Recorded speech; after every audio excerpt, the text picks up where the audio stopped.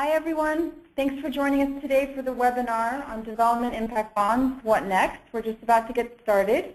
The webinar is hosted by the Center for Global Development, an independent think and do tank that seeks to reduce poverty and inequality through engaging with the policy community, and by Social Finance, a non-for-profit that brings rigor to social change. I'm Rita Parakis from the Center for Global Development. Just wanted to give you a brief introduction before we get started with today's presentation. Early in 2012, CGD and Social Finance jointly convened an expert working group to look at how the model of social impact bonds, which was first launched in the UK, could apply in developing countries too. The group produced a report of its conclusions as a consultation document early this summer, and we have received some great feedback since then, which we have factored into a final version of the report, which will be releasing next month. And this webinar is a chance for us to provide an update on development impact bonds and to address your questions. Today we have with us Toby Eccles, Founder and Development Director of Social Finance, who will give an overview of how the first social impact bond, launched in the criminal justice sector by Social Finance, is working so far. And then Owen Barter, Senior Fellow and Director for Europe at the Center for Global Development, will tell us how this experience is relevant to development and how the concept of development impact bonds has been refined since the consultation document was released early this summer. Toby and Owen will speak for about 10 minutes each, and then we'll take your questions. You should see a questions panel at the right of your screen. Please type your questions in the panel at any time during or after the presentation. We have just 1 hour for the webinar, so we'll try to get through as many of the questions as we can. And when you submit your questions, we would encourage you to give your name and your affiliation. Please feel free to tweet during the webinar using the hashtag DevImpactBonds. We'll also be checking Twitter after the webinar, and we'll try to address any questions we haven't been able to get to. And the webinar will also be recorded and available on our website in just a couple of days. So with that, I will turn over to Toby. Hi. Okay, everybody. One other thought, and that is alongside your questions. If you want to provide comments such as, I can't hear a word you're saying, that was extraordinarily confusing, whatever, those are actually really helpful. So do feel free, don't be shy. We will be pretending that we can't see that and responding immediately to your thoughts. Okay, so in case any of you are worried, having heard enough about Peterborough Social Impact Bond for a lifetime, I will be going through it partly to introduce people to the general idea of social impact bonds, but also to talk a little bit more broadly outside of the idea of social impact bonds as a sort of financial instrument, but more as an instrument of social change. And I hope that will therefore be an area that's more interesting or refreshing for others. So, without further ado, let's go into that background. Social impact bonds, or the Peterborough Social Impact Bond, really was started on the basis of a conversation that we wanted to have with the Ministry of Justice. And that was around some really fairly poor reoffending statistics in the UK, which were emulated all over the world. So for short sentence offenders, 63% are reconvicted within 1 year. The average number of previous offences these guys have had is 43. And the average number of previous custodial sentences is 7. So these guys have really been humming through the system. And the observation that we can see is that they were at the time receiving no kind of support, no kind of work, and we asked the Ministry of Justice what it was effectively a fairly simple question, which was, what's the value to you if these guys don't reoffend?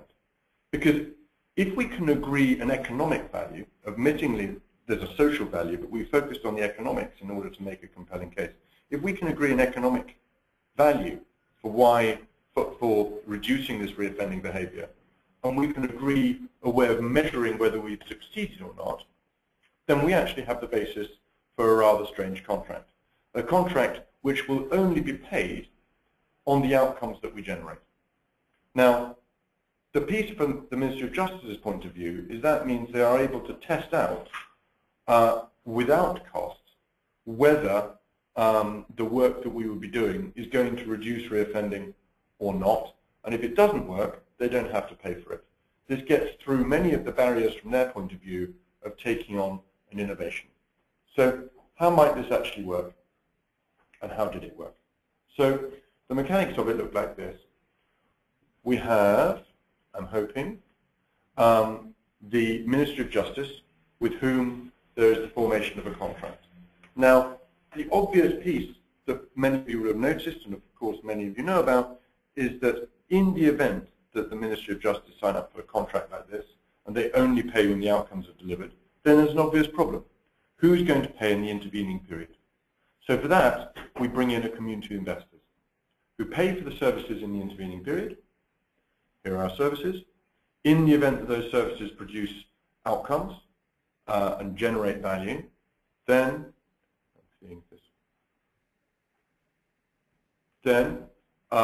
that produces measurable outcomes, and that in turn produces outcome payments from the Ministry of Justice to those investors. So that's the sort of like the underlying mechanics. The questions in that would be, how is one defining the outcome value? How is one defining the measurement? How is one really giving this the level of rigor that's needed for this to be successful? I'm going to go into those pieces in a little bit more detail. So in terms of measuring the value, there are a whole range of ways of triangulating this. But one of the things that's important in social impact bonds is that typically there's some kind of benefit to the government agency that you're talking to. If there are fewer people committing crimes, there's fewer reoffences, there's fewer people going through the court system, taking up police time and going into the prison system. There is a cash benefit to that improved social outcome, and that can be captured in a number of different ways in a potential outcome value. You're then having an argument, sure, about whether you're talking about the long-term value of that, whether you're talking about the individual reoffence, whether you're talking about the marginal cost of someone in prison, which may be relatively low, or whether you're saying actually this is part of a wider strategy for reducing prison costs, and therefore you're talking about the cost of each individual person within the prison system overall. So in each of those different elements, you are still having a conversation which is based around a value proposition to the government entity that one is dealing with. Okay? Now, in the this is obviously something which we're going to cover more with development impact bonds, where in many ways it's different. The next element is, if one's thinking about how to measure this, how is one measuring the comparison? If you like, what you're measuring against is the thing that hasn't happened. So how many crimes would have happened in the event that this structure had not been put in place? This is where the academics amongst us and the statisticians amongst us and those who spend a lot of time, economists, thinking about counterfactuals, get all excited. And the example in Peterborough is we said we would take a cohort approach for statistical significance. The cohorts needed to be 1,000 each. But they also, we had to achieve a 10% reduction in that cohort convictions, so the total number of convictions of that cohort. And this was compared to a group taken off the police national computer using something called propensity score matching, which basically means a statistical algorithm trying to find their statistically most similar individuals, create a cohort out of them, measure the number of convictions that cohort group provide, therefore in a similar time period, and on that basis measure the difference that one was expecting between those two. So in the Peterborough case, we said that a cohort required a 10% reduction. We also said that across all three cohorts, because there's three cohorts in the model, if we achieved a 7.5% reduction across all three cohorts, that would also be statistically significant. So you'll get payments for any of those cohorts that haven't hit that 10% threshold earlier on. So this was our way of, if you like, covering ourselves, because frankly, if you look at outcome-based work or a lot of work, a lot of people say, in your first year or two, you're going to struggle to generate outcomes as people are still learning and improving the services on the job. So how is this different from a normal government contract? The first difference is that this is a route to enabling innovation. It's a route for people to try out new models of working on a no-win, no-fee basis. This, in a certain sense, it solves two problems. One is you don't pay for something that doesn't work. Secondly, you don't suffer from the double running costs. You're investing in the new service at the same time as you're providing the acute services that they're meant to improve upon. In this instance, actually we can design a social impact bond to be cash neutral. Now, there are issues about this.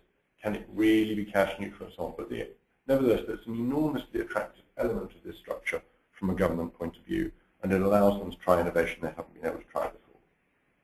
The second, and in an interesting way, for us in setting these up, this has actually been quite often the bigger element, is it adds real rigor to the way of thinking about the problem.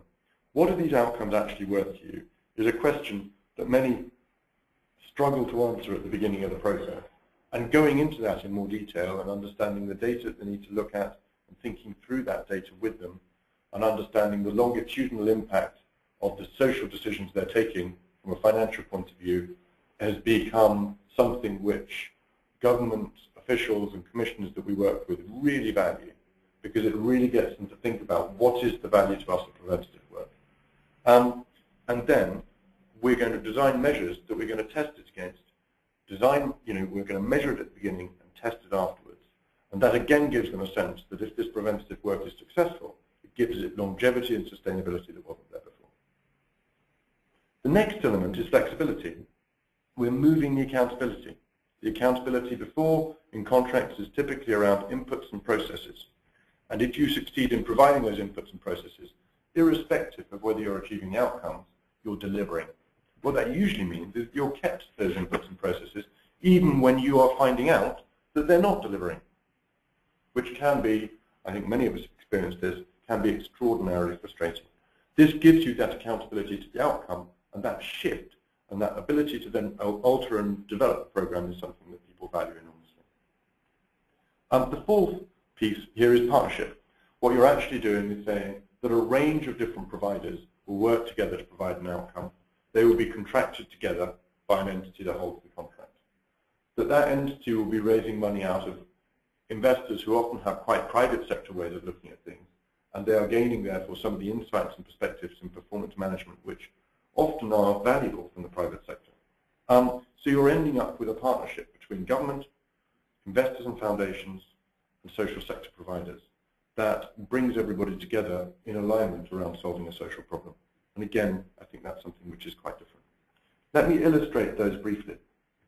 The first illustration really is the adaptation that we've found doing the Peterborough work. We started off with something which focused very much on initial needs and on collecting the data as we worked.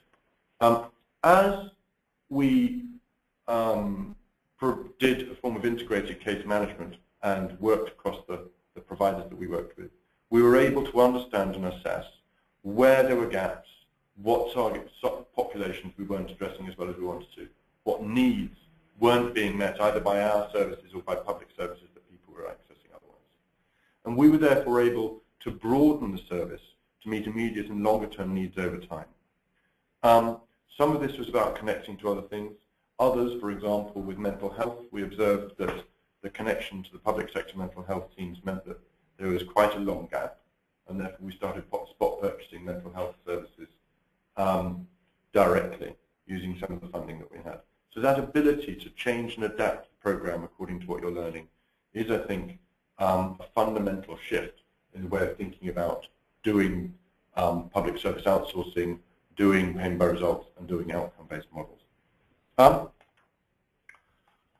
The million-dollar question with all this is, does it actually work? And for a long time, we've been saying that we don't know yet. And I think we can say a little bit more than that now. We've got very early data. This is early data. It's taken from the Ministry of Justice and the Office of National Statistics, where they've taken the first Peterborough cohort of 1,000 individuals and compared them to prisoners leaving other local prisons, so ones that distribute prisoners into the local area, as Peterborough does, from around the country at the same time period, and compared the frequency of reoffending, and the binary, so whether they reoffended or not, measures. So the first piece of the graph here you're seeing is how well the changes to the Peterborough information, the Peterborough numbers locally, and the changes to other local prisons matched each other.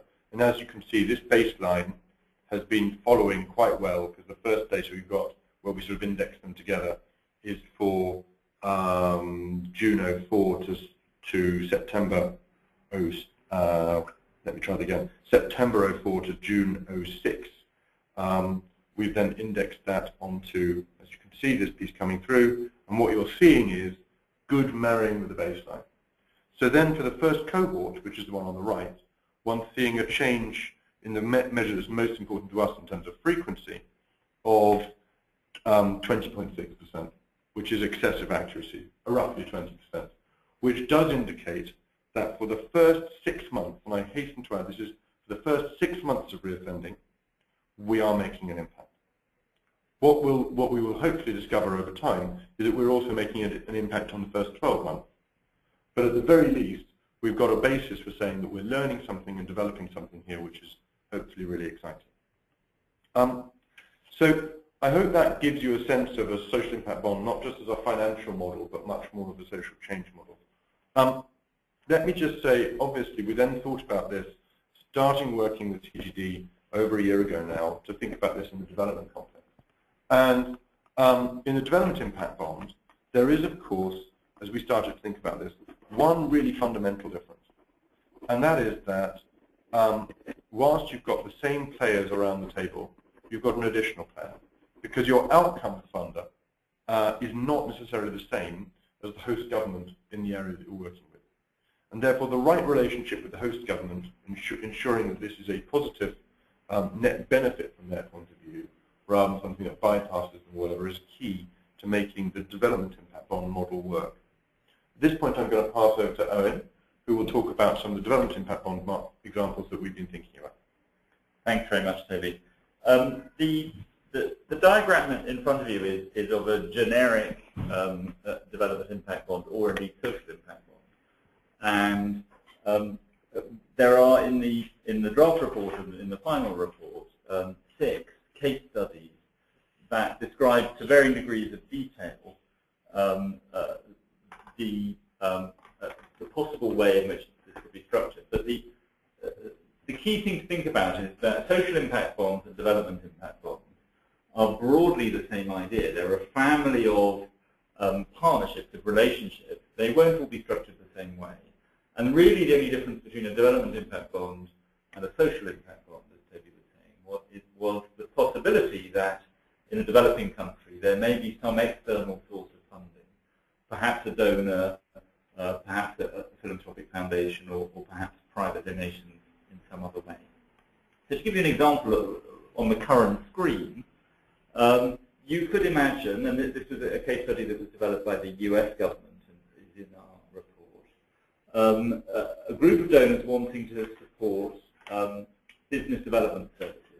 So this is the kind of thing where you want to enhance the skills of entrepreneurs in a society to build and develop new businesses. And a lot of aid agencies have spent quite a lot of money doing that. It's an attractive kind of intervention. And regrettably, the results from most publicly funded schemes of this kind, whether funded by governments or by donors, have been pretty poor. So here is something that we all want to achieve, but we don't exactly know how we want to do it. So the idea in this case would be that a group of investors would provide money through a development impact partnership that would then use a series of different providers who would provide different kinds of training, whether that was mentoring schemes or training schemes, to enable those businesses to develop and flourish. And if it succeeds, if you have, and the interesting question here is, what would your measure of success be? If you could find a good measure of success, you could then repay the investors based on the number of businesses that succeed. What might that be? So one possibility is the number of businesses that graduate through the scheme and emerge as viable businesses. that could end up as a kind of sheepdip thing where you give every business a certificate and say you've graduated and get paid, but actually you haven't built any skills at all. But you could, for example, measure profit or turnover of businesses that graduate from the scheme. Or you could look at whether businesses are able to go on to attract genuine upfront private sector capital and graduate into viable businesses. Or you could have some mixture of those. So that would be an example where the service providers would typically be a series of private sector contractors, and if the objectives are met,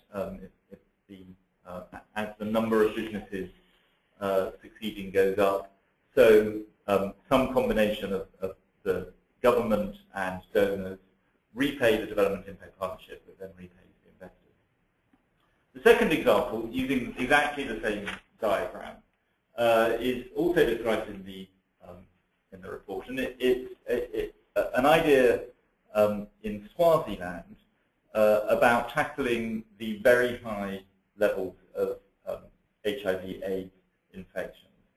Swaziland has the highest HIV prevalence rate in the world.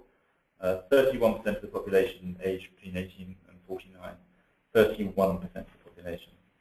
Now, one of the ideas that's emerging as a possibility to tackle that, about which there is quite a lot of controversy and uncertainty, is what's known as treatment as prevention. So here the idea is that if people have HIV/AIDS, and if you can start to give them antiretroviral treatment early on, that reduces their possibility of that reduces the probability of them infecting other people.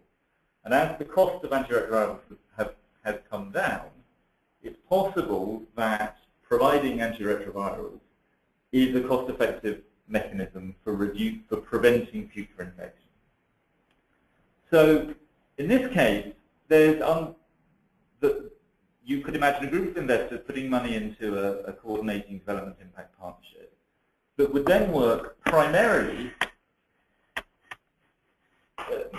with the government, who run a series of community clinics and health clinics and so on, but possibly with some other private providers as well, who, for example, building awareness or running education programs.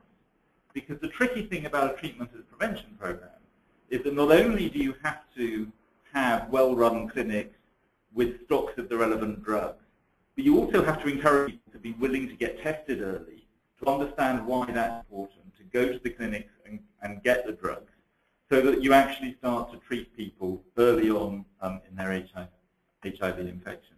So it requires behavior change and education, it requires addressing stigma, and it requires a series of changes through the government health service.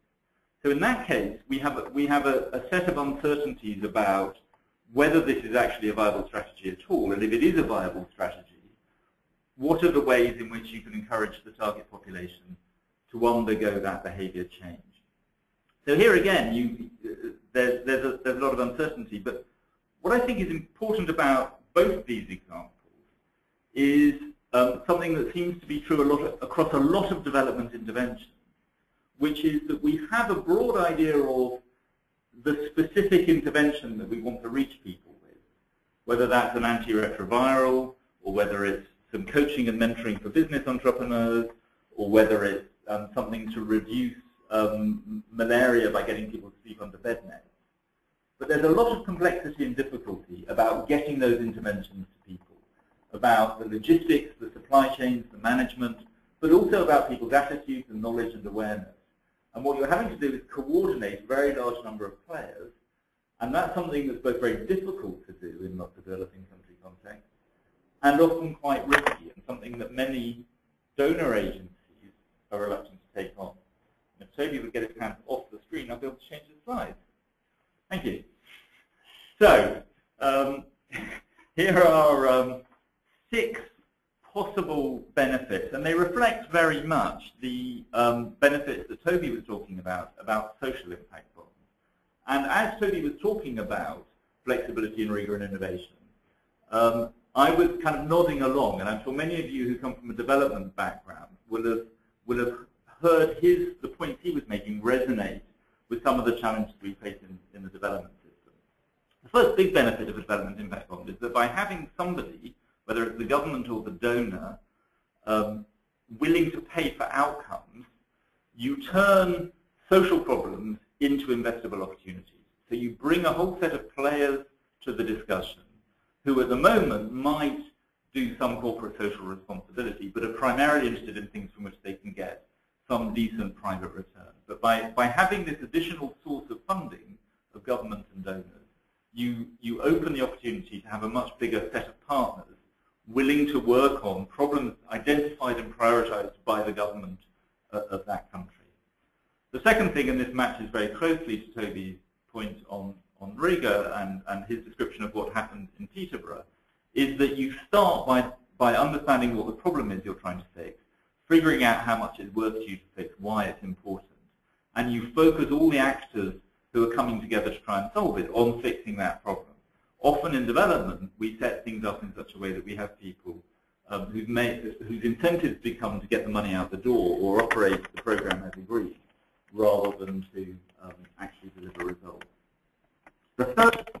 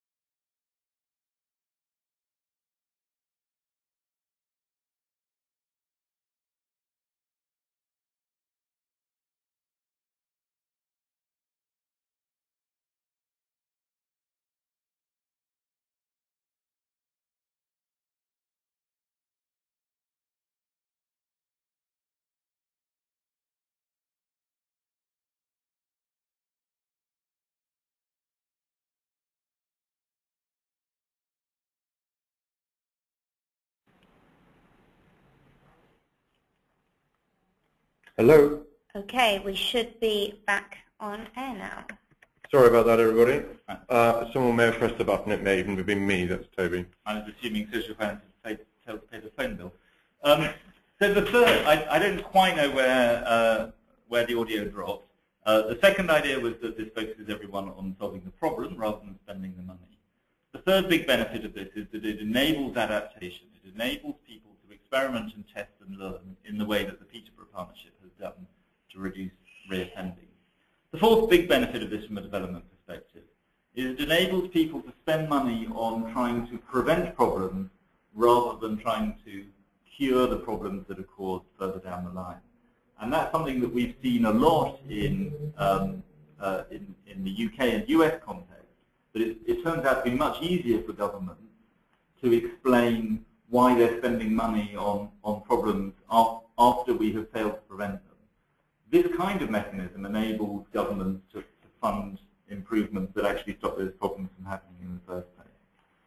The fifth benefit is one that's very dear to the Centre for Global Development's heart, is that it forces everybody around the table to be driven by data. It forces everyone to define clearly what it is we're trying to achieve, to put in place mechanisms to track that and learn from that, and it forces everyone to agree on what the data are telling us and to learn from it, because it's an explicit set of contracts in the partnership. And lastly, this is a real partnership, and by that we mean that the actors who come together are each playing a role that's sensible for them to play. And I'll say something briefly about that on the last slide, but I think many of us have had the experience of being sat in a room with government, private sector, civil society, international organizations, all trying to agree a common strategy and all wishing we were somewhere else, because we're all trying to agree to do things together, when actually what we ought to be doing is working on a common set of goals, but bringing different characteristics, our different strengths to that partnership. And often we're not very good at doing that in partnership. So, Amy? Okay. So let me quickly say what we've learned during the consultation. It's been encouraging that a lot of the reactions we've had have been positive. We've had a lot of interest in the idea.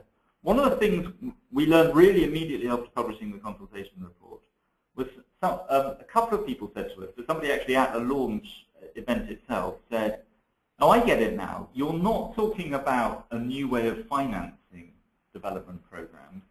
You're talking about a different kind of business model. You should say that."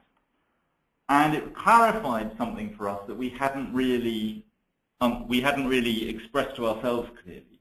That for us, the value of this is getting partners around the table to work together better. And the financing model, the point of the investor finance is to enable that as much as it is to bring new money into development. This is not primarily a financial model. It's primarily a different kind of business model. The second thing we learned is that there are lots of people around the world in industrialized countries and in emerging markets who are interested not only in development impact bonds, that is something that's financed from outside, but also in social impact bonds. There are lots of them. We've had lots of people approach us and say, we don't want donors to fund a social impact bond. We want to set up our own social impact bond. Can you help us? And we want to emphasize that this is a whole family of interventions where there will be different degrees of external and internal finance. And all that is fine, and they all make sense, and there are lots of things that we can learn from all of those, and different things will make different sense in different contexts.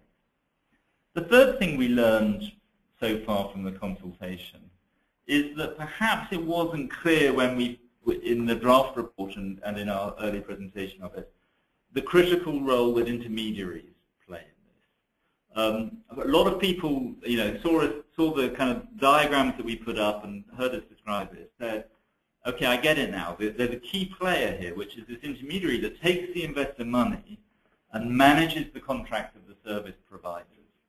And they play a critical role that is absent from most development projects and programs.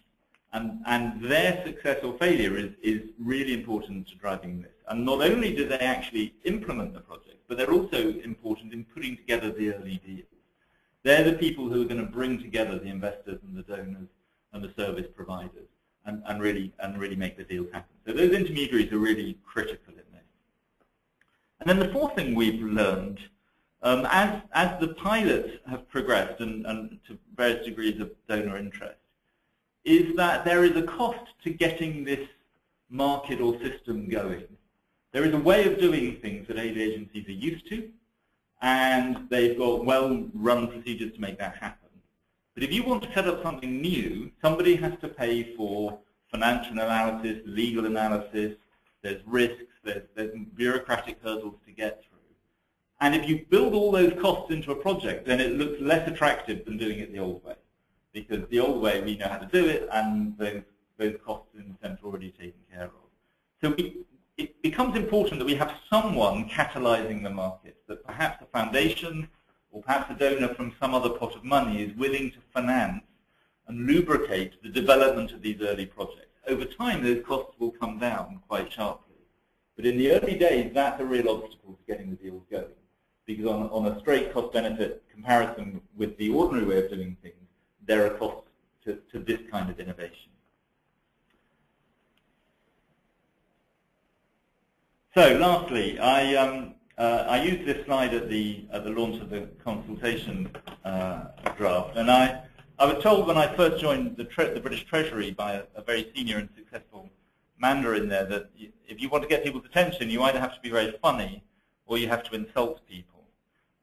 So I've gone at some risk with the danger of insulting a few people, and this is a bit like that joke you have that what's hell? Hell is where the English do the cooking, and the French do the public administration, and the Germans are the comedians, and the Italians are the drivers. But heaven is where the service, and the French do the cooking, and the Italians are the lovers, and the Germans are the engineers.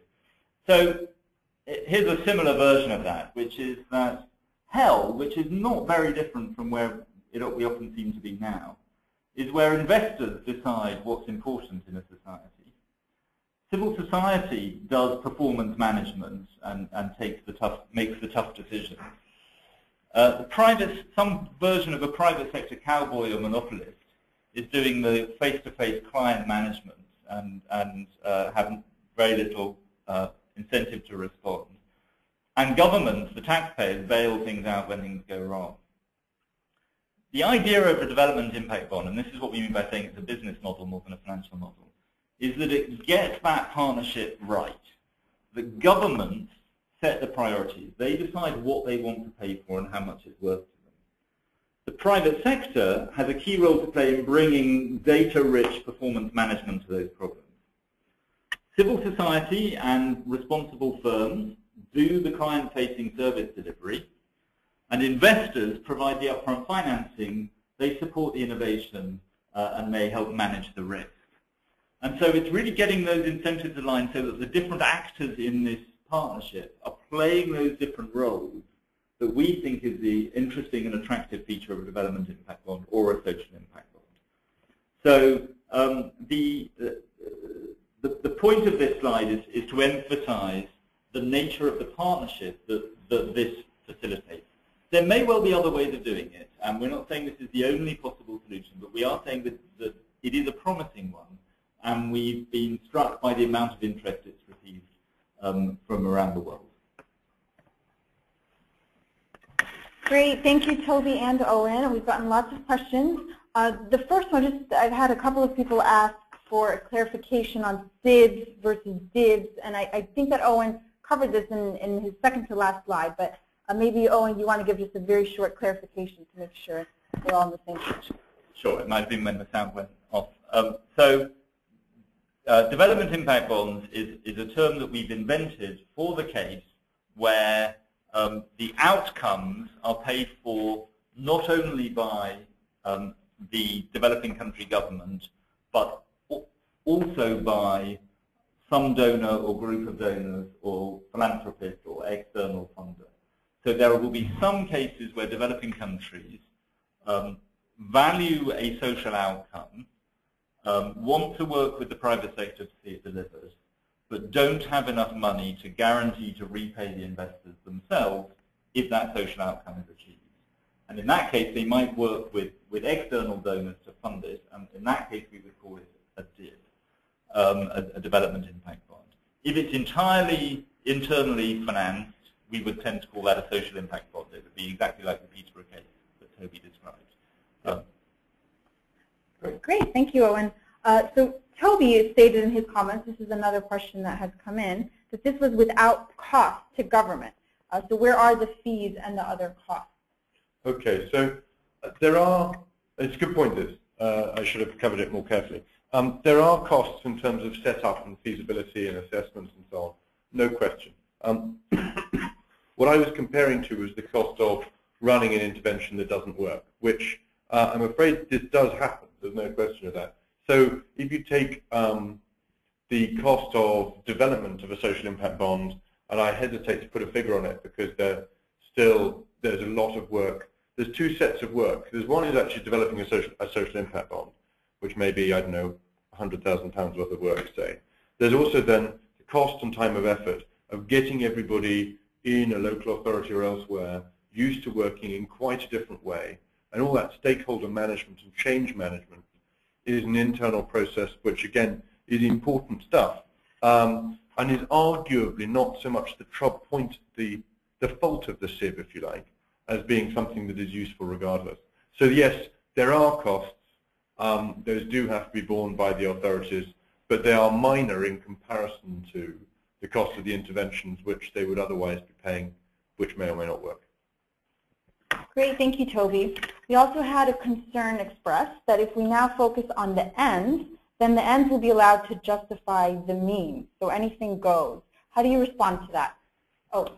I think it's clear that any government and any group of donors who are providing external funds will want to find the right balance between allowing the partnerships that's implementing this to experiment and learn and find ways to do things.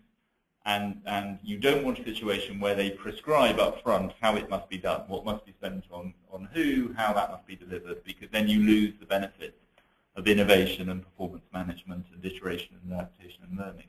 On the other hand, you can't have a situation where anything goes. If you kind of take an extreme version, if social finance had hired an assassin with a sniper to wait outside the gates of Peterborough prison and shoot the prisoners as they emerged, reoffending would go down, but that wouldn't be that wouldn't be the objective of the policy. So you need to build in an exclusion in the contract that says that the approach taken has to be consistent with a range of government policies or a range of public policies, and that can be detailed or not very detailed, but it doesn't mean that anything goes. There has to be some constraint, but there does have to be room for flexibility and innovation, or it won't work.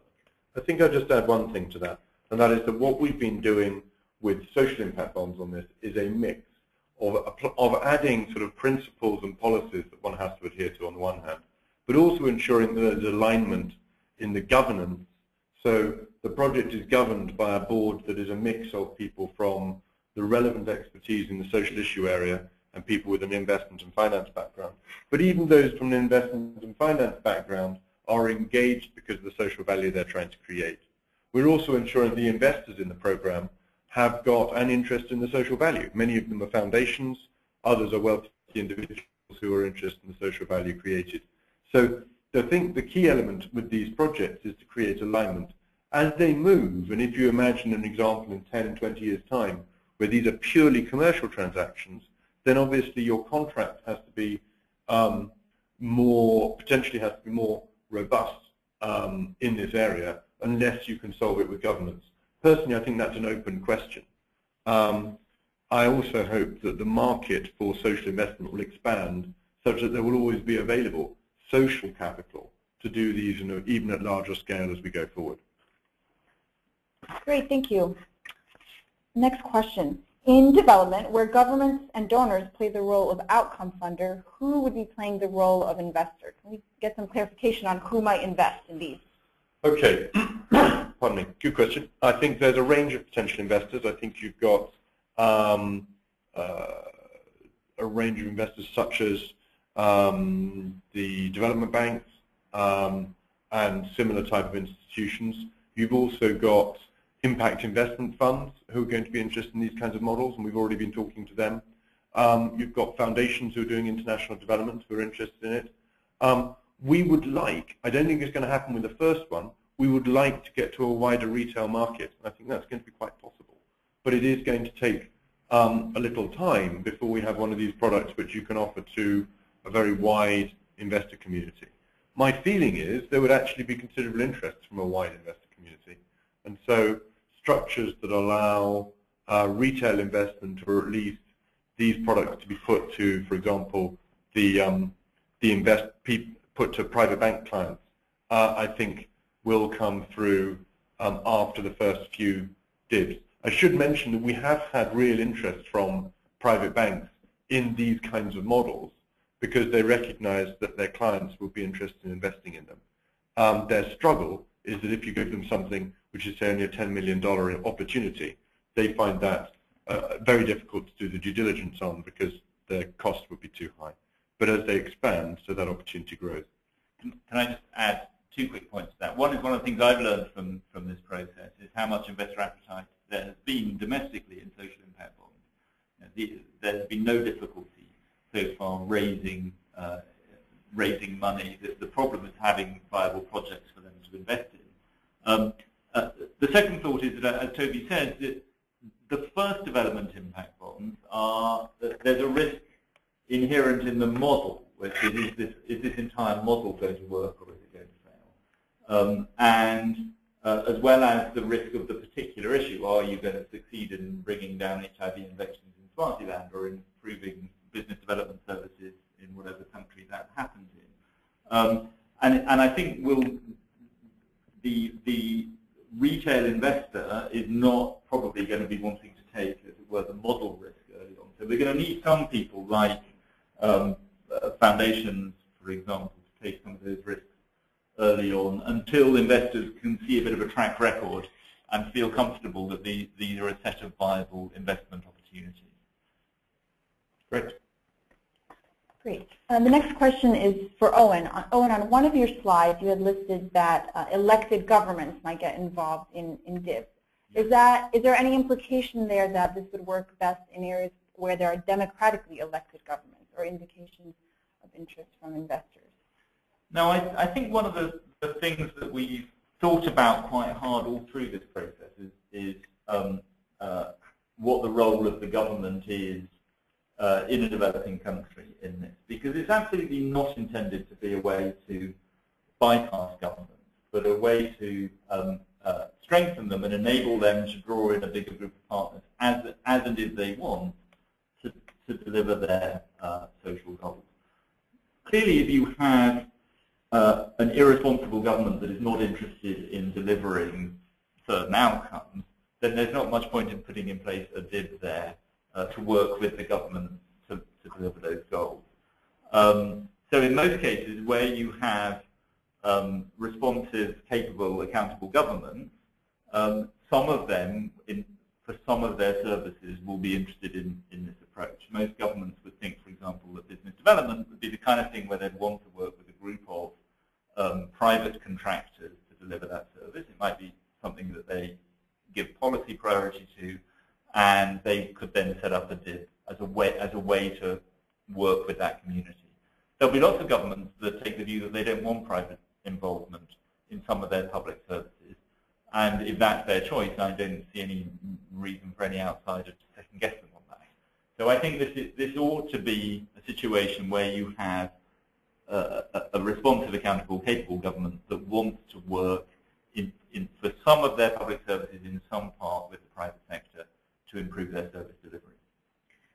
Thanks, Owen. This is a related question, if you could just add on to that. How do DIBs or CIBs, DIB or CIB-based interventions avoid undermining the legitimacy of the state, replacing what the government's key civil functions are? Well, I think, on the contrary, I think the implication of that question is, here is a group of donors that come into a country with a bunch of private investors who hire a bunch of private service delivery organizations to do what the state should be doing. I see this. I think that has been true of some aid programs, conventional aid programs, not development impact ones, where frustration from outside about slow progress, or just a different worldview about what services should be publicly provided and what services should be privately provided, get imposed on developing countries. What I think is attractive about development impact bonds is that it's the state working with donors that decide what they value and how much they're willing to pay for it, and thinking about why they value it, and putting in place the incentive and creating the permission, creating the space for private investors to work with service providers who might be public service providers, as in the case of HIV in Swaziland, or might be private providers, to make that happen. So I think this is much more empowering for the state. I suppose at the back of my mind is something that some people may disagree with, which is that it's most important that the state sets the priorities and, together with its partners, provides the funding. And I'm less concerned about whether the state is itself providing every good and service. So I think it makes perfect sense for the state to decide they want private telephone companies to provide phones, or indeed private water companies to provide water. It's the state's job to ensure that there's universal access to those services, and that equity is achieved. But it isn't always. In many countries, many states don't themselves want to be the provider of those services. And that's true in the UK and the US and in developing countries. So this works for those situations where the state wants to work with the private sector to deliver public services. Great. The next question is related to clarifying who the intermediaries are. Can you give us an example of an intermediary that is managing or could manage a development impact bond? Sure. So there are, first point is there aren't any development impact bonds out there yet. So no one is presently doing one.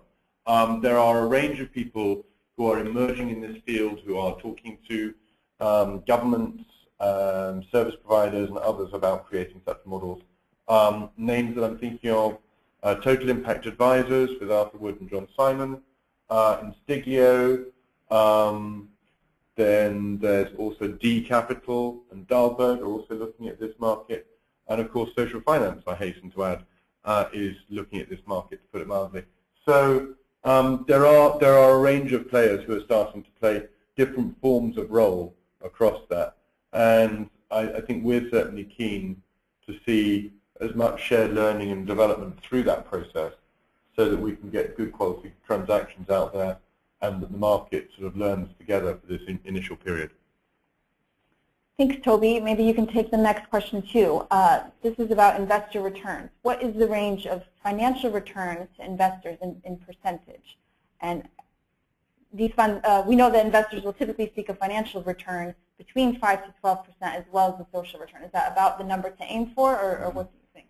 Okay, so I think this is really around the impact investing community, where it's got a pipeline problem but an interest in a 5 to 12% social return as well as the social return.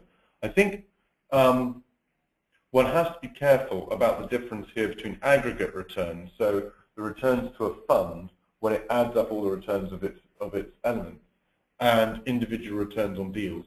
Clearly, individual returns on deals need to be higher because some of them won't succeed.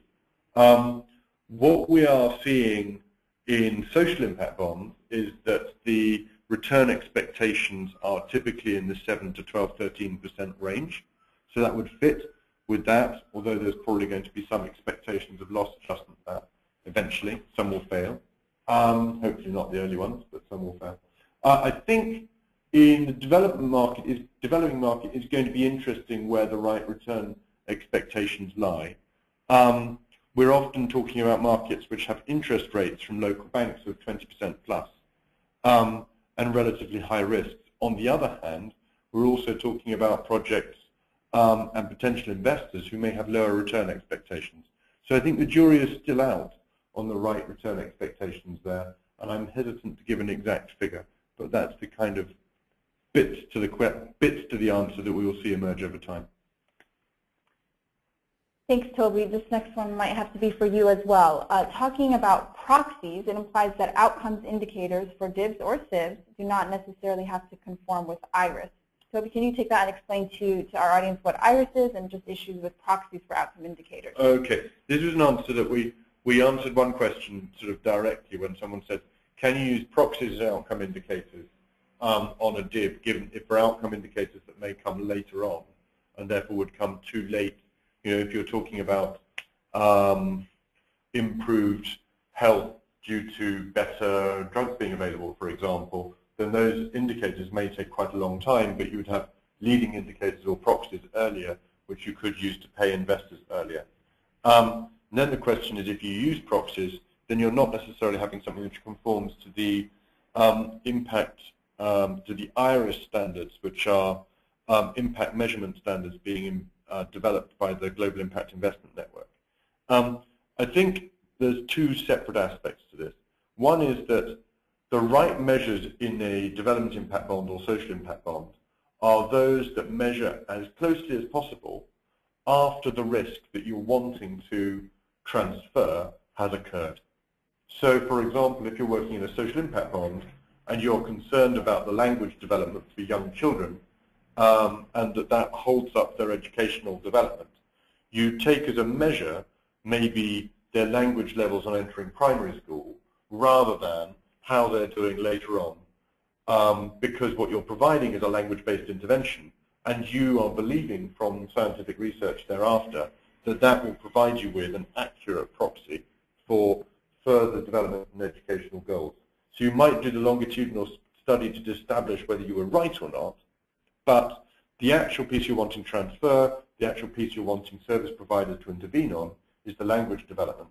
And you should measure as soon as possible after that the outcome that one's looking for. There's two reasons for that. One, that actually you want to repay investors' capital early rather than late where you can, because it's cheaper. You give the money back earlier, you have to pay less return. And two, because actually you're wanting attribution to the intervention to be as clear as possible. So that's why I feel that proxies are often a very good idea, providing that you have a good evidence base between your proxy and your outcome. I think the only other piece to add to this, sorry, this is a slightly longer answer than expected, is that when you are using proxies, you need to be careful, because sometimes it's then tempting to go back and start using outputs and others because it feels easier. So you will start using, for example, proxies that are about, say, distribution of drugs rather than take-up of drugs, or something similar. So in other words, you only capture, for example, the supply side of the problem rather than the demand side as well. So I am caveating it gently in that way, but proxies I do think should be allowed. Can I just add a one-sentence stronger caveat? I think in the development space, we do have a history of believing that we know what outputs are going to have what kind of effect, and trying to deliver those outputs and finding they don't have the desired effect, or not knowing whether they have the desired effect because we don't evaluate them properly. So there is a case for trying to focus as closely as you can on the outcomes you actually care about. And you've got to find a balance between that and Toby's excellent point, which is you also want to be repaying investors as soon as you can after the risk that they're taking. So we need to find that right balance. Perfect. Great. We are running low on time, but since we've gotten so many good questions, we'll go ahead and do 2 more. If we could try to keep the answers brief. Owen, we've gotten something from a CGD alum who has not identified his or herself, but the question is, can you better explain how DIBs exemplify some of the principles in problem-driven iterative adaptation, and in particular the process of feedback loops? Brilliant question, as you would expect from a CGD alum. I should add, by the way, that the CGD alum has excused the wonkiness of the question by being a CGD alum. Exactly. I should just stop that. So this problem-driven iterative adaptation approach, which is set out in a terrific new book by Matt Andrews, well, Google him and take a look at it, although the book is itself extremely wonky, but very good. The idea of this is that if you're trying to solve complex problems, you can't do that by long, careful planning and analysis in advance, and then implementing those individual pieces one by one and in sequence to deliver your results. The way you solve these complex problems is by probing, measuring, and responding. You try things, you see what works, you dampen the things that don't work very well, and you accentuate the things that do work well. So a good example is social finance working in Peterborough Prison, providing a set of interventions early on and finding that actually they needed to spend a bit more on mental health than they were spending. And because they were monitoring the data much more than a public service organization would, and could see that they weren't, that they had this problem, they spent more money on it. Now that would be very difficult in many either aid finance projects or straight public sector projects, where you often will have a 3-year budget, a set of allocations to a set of institutions, perhaps agreements with those institutions, or a contractor who has a budget that they can't vary without agreement from a whole group of donors who come together to put money in.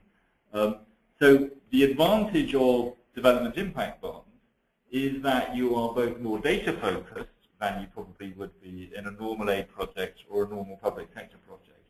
And you have more flexibility to test and probe and find different mechanisms for achieving your results, and shift your resources as you need to, and as the data are telling you you need to, much more quickly. And I would go so far as to say that I think that there are a whole class of problems that aid agencies are either supporting and not doing very well at supporting, or are reluctant to support at all because they know that this is too complex a problem to plan in advance and to be sure it's going to work. And so they don't want to put taxpayers' money in advance because they don't have the confidence that it's going to work. It's very difficult for them to set up a more experimental, adaptive arrangement. What's good about this is because it's the investors that put the money in up front, and the investors who are expecting performance from the partnership management, that they can then be adaptive and flexible, and the donors simply pay even when the results are achieved. So I think this is very highly consistent with the problem-driven iterative adaptation approach. Great. Great question, by the way, whoever you are. Thank you. Okay, here's a question that's probably on everyone's mind. What should happen next to realize the first development impact bond, and what are the current hurdles? So there's a set of recommendations in the report. We didn't go through them in the slide. For me, a big driver of this is a donor or a group of donors expressing a willingness to pay for outcomes. And they might do that either individually expressing a willingness to pay for a particular outcome, or perhaps establish an outcomes fund that could pay for a whole set of experimental development impact bonds. Because really to get both intermediaries and investors and service delivery organizations interested in this, we have to know that somebody somewhere is willing in principle to be an outcome funder of the development impact bond. Tied to that very closely is the idea that what we don't want is a series of isolated one-off projects and programs. What we want is a community of practice. We want different people to be experimenting and learning and sharing that across the community. So that we really want these development impact bonds to be open by design. And so what we want is a group of donors who say we're willing to put money up for outcomes, and we want to establish this community of practice that learns together.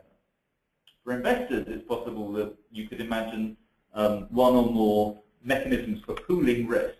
You could have some kind of investment fund where people contribute part of that, and that investment fund then invests in a series of different development impact bonds. That diversifies risk, and it helps the investor come to the deal. Developing country governments, I hope, will need now to think about whether this is something they want to do and in what circumstances and for what services. We've had a lot of interest for both social impact bonds and development impact bonds.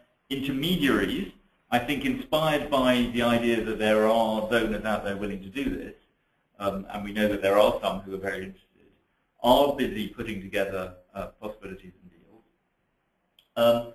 For me, a critical part of this, I would love to see one or more foundations come to this discussion with some money to help lubricate the establishment of this market. There are some costs, some setup costs of getting this market going. Costs that are being possibly borne by donors, possibly being borne by intermediaries who don't have money of their own, which make it very difficult to challenge the status quo of conventional development financing. And I think this is a temporary catalytic cost that needs to be borne by somebody, and that seems to me an absolutely obvious role for a philanthropic foundation to play. They can put in a small amount of money to get this thing going and remove from donors having to bear those transactions costs that make this a very difficult proposition for them to invest in. So those are things that are happening and need to happen and need to accelerate, I think. Great, thank you. I'm afraid this will be the last question. Maybe Toby can start us off. Well, I guess I'm going to combine a couple of questions. First, what other interventions besides the HIV and the business development services example that Owen went through could we see this applying to, and what kind of momentum have you seen for this idea? Okay. I think what we are seeing is steadily growing momentum behind the idea. We're seeing a lot of areas which you've got what we might refer to as sort of last mile problems that people are coming up with, where they're suggesting there's a social impact bond opportunity, development impact bond opportunity. There's also a lot of areas where there's a demand-oriented problem. So where people feel that the supply of whether it's drugs or services is there, but the supply is sufficiently patchy or quality is poor enough that actually demand does not grow in line. So those problems, there seems to be a significant level of interest. And there's also quite a lot of interest in issues where I suppose that the treatment and prevention fits into this category, where there's a need for upfront investment. So quite a heavy level of investment early on, followed by a tail of investment. And in a certain sense, those I think are particularly risky issues from a sort of development agency point of view, and therefore those again seem to be quite well suited to development impact bonds. Where are we seeing interest? We've got 2 or 3 areas around education that people are interested in. Other diseases other than HIV, there's quite a lot of interest around malaria, around sleeping sickness, to name two. We're also seeing ones that are maybe a little bit more unobvious, such as improving tax regimes, is one that people have talked about a little bit. So we are seeing, and we've even seen one interest around conservation and animal conservation. So quite a variety. Owen. So look, I don't want us to get to run before we can walk. So far we have no development impact bonds. We don't know whether this will work. We don't know whether in practice it can be done. So I would like to see a small number of viable pilots. There's no question that there are enough diverse, different opportunities to do that and genuine interest in making that happen. And Toby's described some. Personally, my hunch, when you listen to Jim Kim talk about the importance of solving the delivery problem, I think he's talking about looking for exactly this kind of innovative approach.